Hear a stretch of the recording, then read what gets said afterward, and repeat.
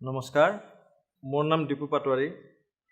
মই এই ঠাইত উপস্থিত হ'বলৈ মোৰ কোনো যোগ্য নাই, কিন্তু পৰম পিতা পবিত্ৰ ঈশ্বৰৰ অনুগ্ৰহ দয়া আৰু প্ৰেমৰ কাৰণে সম্ভৱ হৈ পৰিছে যে মোৰ নিচিনা এক অধম অযোগ্য পাপী এটাই আজি এই ঠাইডোখৰত থিয় দি আপোনালোকৰ মাজত মই নিজক যে প্ৰস্তুত কৰিব পাৰিছোঁ, তাৰ কাৰণে মই প্ৰভুক ধন্যবাদ। এই ঠাইডোখৰৰ পৰা আজি আছোঁ, মই ক'বলৈ বিচৰা নাই যে মই যি সাক্ষ্য দিম এয়া মোৰ সাক্ষ্য।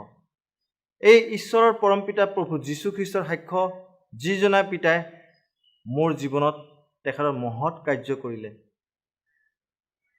মই এটা অখ্ৰীষ্টীয় পৰিয়ালত জন্ম লৈছিলোঁ। সৰুৰে পৰা মই আমাৰ পৰিয়ালৰ যি ৰীতি নিয়ম, সেই ৰীতি নিয়মবিলাক মানি মই চলি আছিলোঁ। মই কেতিয়াও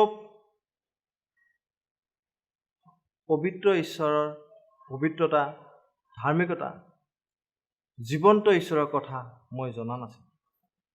যিবিলাক মোৰ জন্মৰ পৰাই মোৰ ককা আইতা, মা দেউতাহঁতে দেখুৱাইছিল, সেয়ে মই মানি চলিছিলোঁ। মোৰ জ্ঞান নাছিল, কিন্তু মোৰ অজ্ঞানেৰে মই তেখেতসকলক চাই কিনে মই চকু মুদি মই তেখেতসকলক বিশ্বাস কৰি কিনে মই আগবাঢ়িছিলোঁ। কিয়নো যদিও মই বহুত মঠ মন্দিৰত, বহুত পূজা পাতলত জড়িত আছিলোঁ, কিন্তু মই ঈশ্বৰৰ ধাৰ্মিকতা আৰু ঈশ্বৰৰ পবিত্ৰতা মই কেতিয়াও জনা নাছিলোঁ। বিশেষকৈ পাপৰ কথা মই জনা নাছিলোঁ।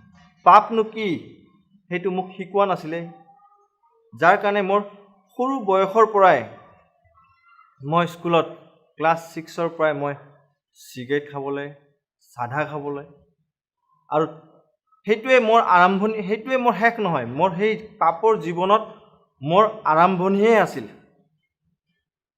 সেইখিনিতে মোৰ সীমিত হৈ নাছিল। মই অনুক্ৰমে যেতিয়া বয়সত মই বৃদ্ধি পাই গ'লোঁ, মোৰ জীৱনত পাপো বৃদ্ধি পাই গ'ল।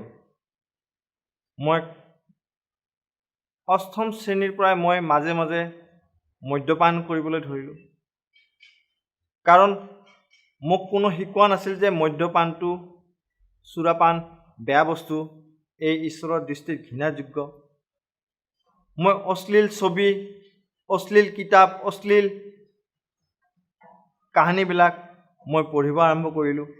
মই সেইবিলাক কৰি কিনে খুব ভাল পাওঁ, মোৰ মনত খুব তৃপ্তি পাওঁ। কিন্তু মই ঈশ্বৰে যে মোক দৃষ্টি কৰি ৰাখিছে, যে ঈশ্বৰৰ দৃষ্টিত যে মই বেয়া কাম, পাপ কাম কৰি আছোঁ, সেইটো মই কেতিয়াও জনা নাছিলোঁ। সেই অনুক্ৰমে মোৰ মেট্ৰিক পৰীক্ষাৰ পাছত মই কলেজলৈ গ'লোঁ। মই বহুত লগ বন্ধু পালোঁ, মোৰ পাপবিলাক বাঢ়ি গ'ল। হাই কাজিয়া, মাজে মাজে মদ খোৱা, অশ্লীল ছবি, অশ্লীল কথা, বেভিচাৰ বাক্য, গালা গালাজ, হাই কাজিয়া, অশান্তি মই ঘৰত মই নিজে অৰ্জন কৰি লৈ আনিছিলোঁ। এনেকুৱাও মোৰ পৰিয়ালত এনেকুৱা পৰিস্থিতি আছিলে যে মোৰ ঘৰত মইহে কেৱল অশান্তি কৰোঁ। মোৰ মায়ে আগতে কৈছিলে, মোৰ পৰিয়ালত মোৰ মায়ে কৈছিলে যে তই মৰি গ'লে মই ভাল পালোঁ হয়, কাৰণ মোৰ জীৱনটো তই নৰক কৰি পেলালি। কিয় কি মই নিজক যি বেয়া বস্তুবিলাকত মই তৃপ্তি লৈছিলোঁ, সেইবিলাক মোৰ ঘৰত অশান্তি কঢ়িয়াই লৈ আনিছিলে। আৰু সেই বেয়া বস্তুবিলাক, যি বস্তু ঈশ্বৰৰ দৃষ্টিত, যি কাৰ্যবিলাক ঈশ্বৰৰ দৃষ্টিত ঘৃণাযোগ্য, সেইবিলাকে মোৰ জীৱনত অশান্তি অৰ্জন কৰাই লৈ আনিছিলে। মোৰ দেউতা, মই যেতিয়া কলেজত গৈছিলোঁ, হায়াৰ ছেকেণ্ডেৰী ফাৰ্ষ্ট ইয়েৰত, মোৰ দেউতা তেতিয়া ঢুকাইছিল। ক'বলৈ গ'লে লাজ লগা কথা যে মানুহবোৰে দেউতাক ঢুকালে খুব চিন্তা কৰে, খুব দুখ কৰে। মোৰ এটা ক্ষেত্ৰত মই দুখ কৰিছিলোঁ যে মোৰ দেউতা মই হেৰালোঁ, আৰু এটা ক্ষেত্ৰত মই সুখ পাইছিলোঁ, ফূৰ্তি পাইছিলোঁ যে মোৰ দেউতা নাই, এতিয়া মোক কোনো ধৰি বান্ধি ৰাখিবকে নোৱাৰে, আৰু মই এতিয়া যি ইচ্ছা তাকেই কৰিম।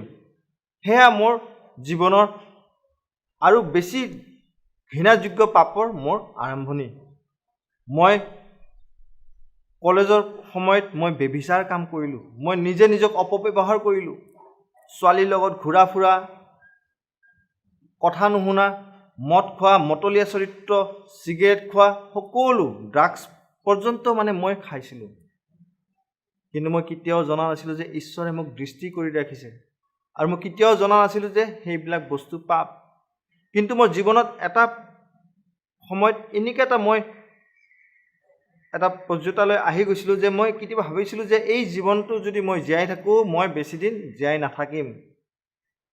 মই গম পাইছিলোঁ যে মোৰ শৰীৰটো ভাঙি পৰি আহি আছে, মোৰ চৰিত্ৰটো ভাঙি পৰি আহি আছে, মোৰ শৰীৰটোও ভাঙি পৰি আহিছে। কিন্তু এই স্বভাৱ চৰিত্ৰবিলাক মই এৰিবকে নোৱাৰোঁ। এই স্বভাৱ চৰিত্ৰ লৈ কিনে মই মৰিব লাগিব, আৰু মই বেছিদিন বাচি নাথাকোঁ বুলি মই নিজে অনুভৱ কৰি পাইছিলোঁ। কিন্তু ঈশ্বৰৰ অনুগ্ৰহত এবাৰ ঈশ্বৰৰ সন্তান বুলিয়ে ক'ম, মোৰ লগৰ বন্ধুৱে তেখেতৰ গৃহলৈকে মোক লৈ গ'ল। তাতে মই খুৰা এজনৰ সাক্ষ্য শুনা পালোঁ। তেখেতৰ অখ্ৰীষ্ট পৰিয়ালৰ পৰা আহিছে, আৰু তেখেতৰ জীৱন ঈশ্বৰে কেনেকুৱা সলনি কৰিলে। সেইদিনাখন প্ৰথম মই জীৱন্ত ঈশ্বৰৰ কথা শুনা পালোঁ। মই পাপৰ অৰ্থ বুজি পালোঁ। কিন্তু মোৰ জীৱনত পাপ ইমান ভিতৰলৈকে সোমাই গৈছিলে যে মোৰ কাৰণে সেই পাপ ওলাই পেলাবলৈ অসম্ভৱ আছিলে। মোৰ পাপবোৰ মোৰ তেজত, মোৰ হাড়িৰ ভিতৰলৈকে মোৰ সোমাই গৈছিল, মোৰ অন্তৰৰ ভিতৰলৈকে পাপবিলাক সোমাই আছিল, যাৰ কাৰণে মোৰ কাৰণে অসম্ভৱ। মানুহবিলাকৰ যেনেকুৱা গাৰ পৰা নিজৰ ছাল ছটা ছিঙি ওলোৱা অসম্ভৱ, মোৰ কাৰণে মোৰ পাপৰ পৰা ওলাই আহিবলৈ অসম্ভৱ।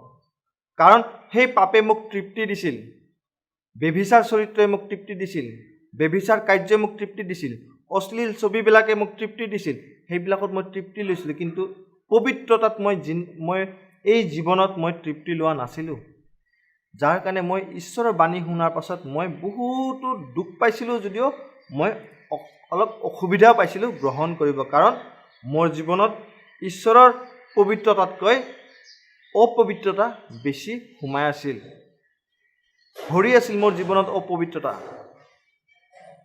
কিন্তু যেতিয়া মই পাপৰ কথা শুনিলোঁ, মোৰ মনত অলপ ভাল লাগিলে যে ইয়াতে দেখোন পাপৰ কথা কয়। তেতিয়া খুৰা এজনে মোক পবিত্ৰ ঈশ্বৰৰ বাক্য বাইবেল এখন দিলে। তেখেতে ক'লে, বোপা তুমি এই বাইবেলখন পঢ়া। যেতিয়া মই বাইবেলখন খুলি কিনে, যদিও মই জীৱন্ত ঈশ্বৰ যীশুখ্ৰীষ্টৰ নাম লৈ কেতিয়াও প্ৰাৰ্থনা কৰা নাছিলোঁ, তেখেতক মই ঈশ্বৰ বুলি ভবা নাছিলোঁ, কিন্তু মই ভাবিলোঁ যে তেখেতে মোক কিতাপখন দিছে আৰু পাপৰ কথা মই জানিছোঁ, কি জানি এই বাক্যবিলাকে মোক শুধৰণি বা সলনি কৰিব। মই বাইবেলখন পঢ়িবলৈ অনুক্ৰমে আৰম্ভ কৰিলোঁ।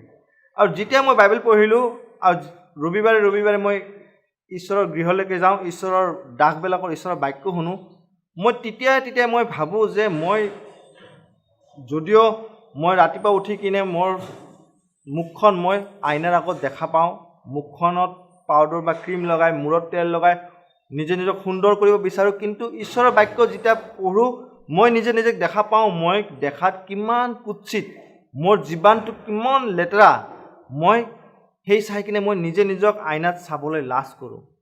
কিন্তু মই কি কৰিম সেই মই চিন্তাত আছিলোঁ যে মই এতিয়া এই পাপতো পৰি আছোঁ, আৰু মই এইটো ঈশ্বৰ মোৰ ঈশ্বৰৰ নহয়, কিন্তু এই ঈশ্বৰৰ বাক্যই মোক দেখুৱাইছে যে মই কোন হয়। এতিয়া মোৰ মনত প্ৰশ্ন আছিল, মই কি কৰিম? মই এদিন এজন পুৰোহিতৰ তাতে যাই কিনে মই সুধিলোঁ, বোলো সেই পুৰোহিতজী, আপুনি মোক কওক যে পাপীৰ কি হ'ব কওক। তেতিয়া তেখেতে ক'লে যে পাপীক বিনষ্ট কৰা হ'ব আৰু পাপীক বধ কৰা হ'ব। তেতিয়া মোৰ এটা মনত প্ৰশ্ন আহিল যে যি ভগৱানবোৰক মই আগতে সেৱা কৰি আছিলোঁ, প্ৰণিপাত কৰি আছিলোঁ, তেখেতসকলে মোক ৰক্ষা নকৰিব জানো? আৰু যি ঈশ্বৰজনক মই কেতিয়াও মনা নাই, তেখেতে কৈছে যে তুমি পাপী, তুমি মোৰ ওচৰলৈ আহা, তোমাৰ পাপৰ ভাৰখিনি লৈ কিনে, তোমাৰ পাপৰ বোজা মোৰ নিজৰ গাৰ ওপৰত লৈ মই নিজক কালভাৰী ক্ৰুচত মই নিজক সোধাম, তোমাৰ পাপ ধুবলৈ মই তেজ বোৱাম, আৰু তোমাৰ পাপৰ কাৰণে মই মৰিম। সেই কথাষাৰ মোৰ খুব ভাল লাগিল। মই তেতিয়া বুজি পালোঁ যে কোনো মোক ৰক্ষা নকৰে, কেৱল যীশুখ্ৰীষ্টই মোক ৰক্ষা কৰিব, কাৰণ কোনো মোৰ পাপৰ ভাৰ ল'বলৈ কোনো সাজু হোৱা নাই। কোনো ঈশ্বৰে মোৰ পাপৰ ভাৰ নলয়। কেৱল যীশুখ্ৰীষ্টই মোৰ পাপৰ ভাৰ লৈ তেখেতে নিজে মৰিব মোৰ পাপৰ কাৰণে। স্বয়ং ঈশ্বৰে নিজে নিজক মোৰ নিচিনা অধম পাপীৰ পাপ লৈ মোক তেখেতৰ নিজৰ পবিত্ৰ তেজ বোৱাই শুচি কৰি কিনে কালভাৰী ক্ৰুচত মৰিব। কিন্তু মই পাপতে পৰি আছিলোঁ। সেই সময়ত মই যীশুখ্ৰীষ্টক ক'লোঁ, মই প্ৰভু ঈশ্বৰ, মই প্ৰাৰ্থনা কৰিলোঁ, প্ৰভু আপুনি মোৰ পাপৰ কাৰণে মৰিলে, কিন্তু মইতো পাপত মৰিয়ে আছোঁ, মই কি কৰিব লাগে? তেতিয়া যীশুখ্ৰীষ্টৰ বাণীত পাইছিলোঁ পবিত্ৰ বাইবেলত যে তুমি তোমাৰ পাপবিলাক স্বীকাৰ কৰা আৰু অনুতাপ্ত কৰা। তেতিয়া প্ৰথমবাৰ মোৰ জীৱনত যীশুখ্ৰীষ্টৰ নামৰ সোৱাদ মই পালোঁ। যেতিয়া মই যীশুখ্ৰীষ্টৰ নামত মই প্ৰাৰ্থনা কৰিলোঁ, মই নিজৰ পাপবিলাক মই স্বীকাৰ কৰিব আৰম্ভ কৰিলোঁ আৰু ঈশ্বৰৰ অনুগ্ৰহত ঈশ্বৰে মোক সেই পাপৰ পৰা ওলাই আনিবলৈ, সেই পাপৰ বিপৰীত, পাপ কৰি থকাৰ বিপৰীত অনুতাপ্ত কৰিবলৈ ঈশ্বৰে মোক শিকোৱালে। এটা এটাকৈ পাপ মোক ঈশ্বৰে দেখুৱালে আৰু ঈশ্বৰে মোক সেই পাপৰ পৰা আঁতৰাই আনিলে। মই প্ৰথমত প্ৰতিমা পূজাৰ পৰা মই আঁতৰি আহিছিলোঁ। যদিও প্ৰথমত প্ৰতিমা পূজাৰ পৰা আঁতৰি অহাৰ পাছতো, মই যীশুখ্ৰীষ্টক মানাৰ পাছতো মই সঁচা কথা কওঁ যে মোৰ জীৱনত বহুতো প্ৰতিমা স্বৰূপ বস্তু আছিলে। মোৰ স্বভাৱ, মোৰ চৰিত্ৰ, মোৰ চাল চলনবিলাক। মই মতলীয়া আছিলোঁ। যদিও মই দেৱ দেৱীবিলাকৰ প্ৰতিমাবিলাকত মই পূজা কৰা নাছিলোঁ। মদৰ বটলটো প্ৰতিমা স্বৰূপ আছিলে। মানুহক হিংসা কৰা, খং কৰাটো মোৰ প্ৰতিমা স্বৰূপ আছিলে। সেইবিলাক এটা এটাকৈ ঈশ্বৰে দেখুৱাইলে মোক আৰু মই সেইবিলাক ক্ষমা খুজি ঈশ্বৰে মোক তেখেতৰ পবিত্ৰতাটো ল'বৰ কাৰণে ঈশ্বৰে মোক সহায় কৰিলে। সেইটোৱে নহয়, মই ক'ব বিচাৰিছোঁ মোৰ জীৱনত মই কেইটামান ঠাইত মই চুৰ কৰিছিলোঁ। মোৰ নিজৰ স্কুলত, ষ্টেট লাইব্ৰেৰীত ঈশ্বৰক মই প্ৰাৰ্থনা কৰিলোঁ, প্ৰভু আপুনি দেখুৱাওক, কেৱল মই স্বীকাৰেই নহয় মোৰ পাপ ক্ষমা কৰক বুলি, মই কি পাপ কৰিছোঁ আপুনি মোক দেখুৱাওক, যাতে মই স্বীকাৰ কৰি কিনে মই অনুতাপ্ত কৰিব পাৰোঁ। ঈশ্বৰে মোক দেখুৱালে যে মই স্কুলৰ বস্তু চুৰ কৰিছোঁ, মই লাইব্ৰেৰীৰ বস্তু চুৰ কৰিছোঁ, আৰু ঈশ্বৰৰ অনুগ্ৰহত তেখেতৰ শক্তিৰে তেখেতে মোক সাহস দিলে যে মই সেইবিলাক ফিৰাই দিবকে লাগে। আৰু ঈশ্বৰৰ অনুগ্ৰহত মই সেইবিলাক ফিৰাই দিবলৈ মই সক্ষমো হ'লোঁ। মোৰ পৰিয়ালত মই বেছিকৈ অশান্তি আনিছিলোঁ। মোৰ মাক মই কেতিয়াও ভাল পোৱা নাছিলোঁ। মই মাৰ মুখত মই খোৱা বস্তু দলিয়াই দিছিলোঁ। মোৰ মাক মই ঢকিয়াই দিছিলোঁ, ঘৰৰ পৰা উলিয়াইও দিছিলোঁ।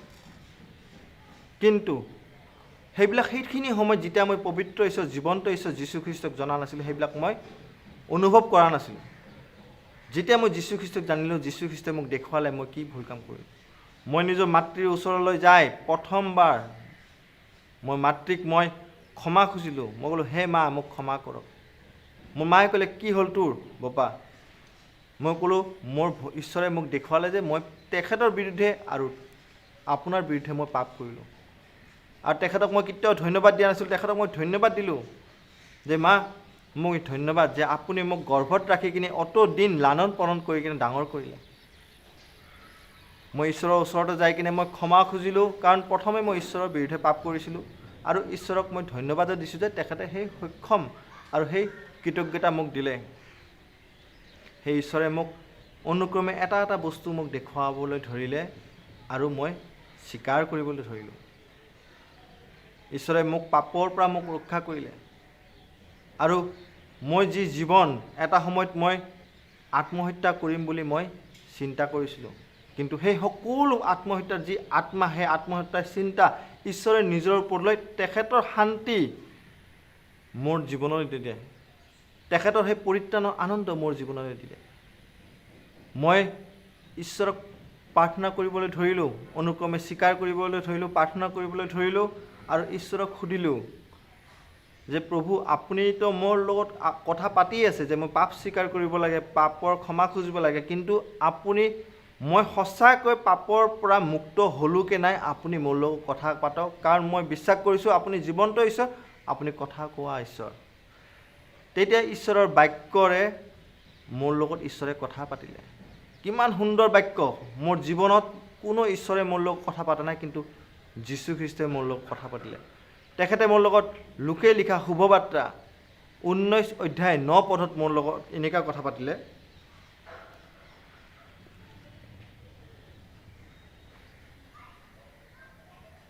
আজি এই ঘৰলৈ পৰিত্ৰাণ আহিল, কিয়নো এওঁ আব্ৰাহামৰ সন্তান। তেখেতে মোৰ লগত যি হিচাপে লোকে লিখা শুভবাৰ্তা 9 অধ্যায় 19 পদত কথা পাতিলে, ঠিক তেনেকৈ মই পাপত ইমান ৰুগীয়াল হৈ আছিলোঁ, তেতিয়া তেখেতে মোক এই বাক্যৰে কথা পাতিলে। আপোনাৰ মথিয়ে লিখা শুভবাৰ্তাৰ 9 অধ্যায় 12 পদত এনেকুৱা ক'লে মোৰ লগত, নিৰোগী মানুহৰ বেজত সকাম নাই, কিন্তু ৰোগীহে সকাম আছে। মানে ঈশ্বৰৰ বাক্য মোক ইমান ধুনীয়াকৈ ক'লে যে মই যেতিয়া নিজক পাপী হিচাপে নিজক সোধালোঁ, আৰু ঈশ্বৰে মোক ইমান সুন্দৰ হিচাপে মৰমেৰে মোক আঁকোৱাই ল'লে, আৰু তেখেতে ক'লে নিৰোগীবিলাকৰ কাৰণে বেজৰ দৰকাৰ নাই, কিন্তু ৰুগীয়ালবিলাকৰ, কাৰণ মই পাপত ৰুগীয়াল হৈ আছিলোঁ, আৰু যীশুখ্ৰীষ্টই তেখেতৰ যি ক্ৰুচত তেজ বোৱালে, সেই মোৰ জীৱনত দৰৱস্বৰূপ। তেখেতে যি প্ৰেম কৰিলে, নিস্বাৰ্থ প্ৰেম, সেই মোৰ জীৱনত দৰৱস্বৰূপ হ'ল, যিয়ে মোক পাপৰ পৰা উদ্ধাৰ কৰিলে। কেৱল পাপৰ পৰা উদ্ধাৰ নহয়, তেখেতে পৰিত্ৰাণৰ আশ্বাস।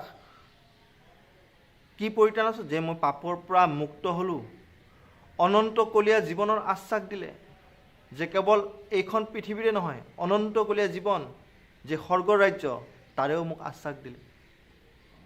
মোৰ জীৱনত সেই মই যীশুখ্ৰীষ্টৰ বিশ্বাসত এই আৰম্ভণিয়ে, আৰু মোৰ জীৱনত ঈশ্বৰে মোৰ নিজৰ বিবাহৰ ক্ষেত্ৰত তেখেতৰ ইচ্ছা পালন কৰিবলৈ মোক সুন্দৰ আশীৰ্বাদ কৰিলে।